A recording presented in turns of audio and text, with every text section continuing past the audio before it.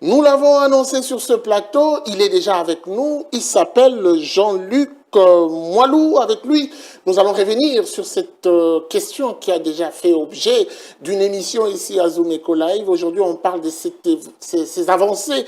Il revient de ce périple. Il s'agit bien sûr, après un long voyage, de ce tournée de publication des résultats. Monsieur Jean-Luc Moilou, nous vous recevons déjà avec la première question. Qu'est-ce que ça donne sur le terrain? Ce que ça donne, c'est des entrepreneurs heureux. Ce que ça donne, c'est un gouvernement satisfait. Ce que ça donne, c'est des perspectives très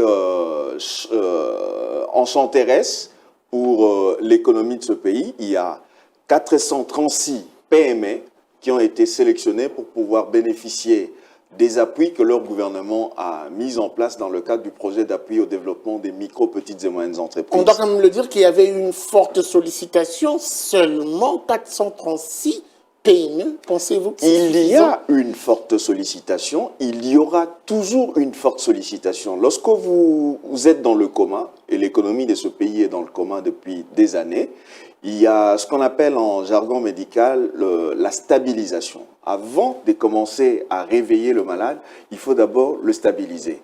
Bien entendu, il y a un grand gouffre qu'il faut combler et nous sommes dans ce processus-là de pouvoir amener les entreprises jusqu'à un niveau qui nous permettra de les réveiller sans les traumatiser. Et alors, vous êtes déployé pratiquement dans toutes les provinces de la ville, plutôt de la RDC. Vous avez sélectionné les provinces pilotes.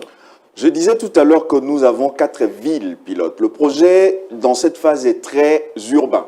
Nous sommes à Kinshasa, nous sommes à Matadi, vous avez préféré faire avec des villes et à Lubumbashi. Bon, c'est un choix stratégique, c'est une question de méthodologie. Oui. Je disais la dernière fois que je suis passé sur ce plateau que nous venons de très loin. Nous venons de vraiment loin et tout à l'heure, j'ai encore dit que l'économie du pays était dans le coma. Mais au moins, au niveau des villes, il y a une survivance d'un tissu économique qui peut nous permettre d'enclencher cette résilience qui va permettre aux entreprises de pouvoir envisager leur développement. Et après la publication de résultats, êtes-vous satisfait puisqu'il y a eu une étape d'évaluation, satisfait de réalité sur le terrain, satisfait de l'implication, satisfait également de ces résultats? Nous pouvons dire que nous sommes totalement satisfaits à ce niveau ici parce que tout ce qui avait été prévu a été fait. Il était prévu de recevoir, d'abord de sensibiliser les PME, nous les avons sensibilisés. Il était prévu d'en recevoir un certain nombre qui vont présenter leur candidature à travers la plateforme du concours. Nous en avons reçu plus de 1030 et nous en avons sélectionné 436. Notre target était des 500, mais on n'a pas pu atteindre les 500 compte tenu des challenges que ces entreprises rencontrent à travers le climat des affaires, à travers l'économie du pays. Mais ce n'est pas perdu, c'est un travail qui a commencé et qui va se poursuivre. Il y a quand même une désolation de la population qui aimerait bien que le concours se poursuive. On a comme l'impression que vous êtes là un tout petit peu débordé, on doit le dire, puisque vous clôturez plutôt aussi vite, mais le besoin reste permanent. Comment ça va se passer? Bon, vous allez proroger les choses Rome ne s'est pas construite en un jour. Nous disons et redisons ici que le projet est en phase pilote. Mais en même temps, un projet, comme vous le savez, a un horizon temporel. On commence à un point A pour atteindre un point Z, si nous prenons l'alphabet comme référence. Bon, on va dire que nous sommes arrivés peut-être au niveau J ou K ou L. Mais en même temps, il faut tenir compte du temps qui vous a été imparti. Notre projet a une durée d'existence de 5 ans. Et toutes les activités et toutes les opérations sont calibrées en fonction de ce chrono. 5 années, oui. Donc, si nous considérons qu'il y a eu un impondérable que personne n'avait prévu jusqu'ici, la crise sanitaire due à la maladie du Covid-19, si nous considérons que cet impondérable a bousculé pratiquement tous les calendriers du monde, nous avons fait l'effort lors de la campagne de recrutement des PME établis de pouvoir proroger le délai de réception des candidatures de plus d'un mois. Mais en ce qui concerne les jeunes entrepreneurs, je sais que c'est de ça que vous ceci vouliez n'est pas parler. un justificatif, un prélude d'un potentiel échec à la longue. Non, l'échec n'est pas une option. Écoutez, l'échec n'est pas une option dans ce que nous faisons, parce que nous faisons un travail très méthodique. Nous faisons un travail dont nous avons la maîtrise des paramètres, sauf le fait des dieux. Pour cela, Monsieur Jean-Luc Moalou, quelle sera la dernière étape ou la prochaine étape après la publication, bien sûr?